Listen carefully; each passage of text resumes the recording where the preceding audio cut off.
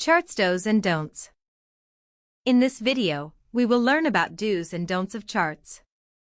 While using the charts, it is important to carefully incorporate the scope and purpose of the study. Some important issues are carefully decide the variables to be studied. Consider the example of room occupancy.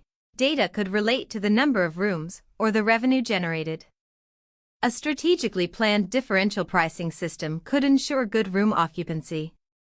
This could be studied by using data on the number of rooms occupied. However, use of data on monetary values helps to assess the financial performance. Hence, both sets of data could be studied using separate histograms.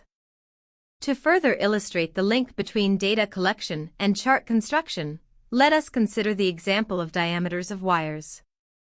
There are two ways to assess the quality of wires produced in respect of diameters. One approach is to formally measure and record the diameter of produced wires. And the second approach is to classify each wire as a piece whose diameter lies within or outside the specification limits. Sometimes both approaches coexist. Data obtained from measurements are presented as histograms, while data based on classification are presented using bar charts. Identify possible factors that could make the data sets heterogeneous. Do not use heterogeneous data directly. These could be stratified into multiple data sets, each of which is homogeneous. For example, room occupancy patterns would vary in different seasons. Separate histograms could be used for different periods.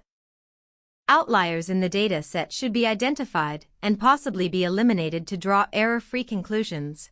When outliers are to be included, charts should be accompanied by descriptive information to enhance clarity. For example, a drop in the number of viewers of a film on a particular day owing to transport strike is not indicative of the demand for tickets. Such information could also be communicated to a viewer. A reasonable amount of data should be used for quality conclusions. For example, bar diagrams that depict patterns in the demand for various blood groups should be based on data over a reasonably long period. Also, the sample size used and the period of data collection could be included for the viewer to have an idea on the reliability of the information portrayed. Thus, plans for data collection and chart construction should be synchronized after a thorough understanding of the context and the scope of the study.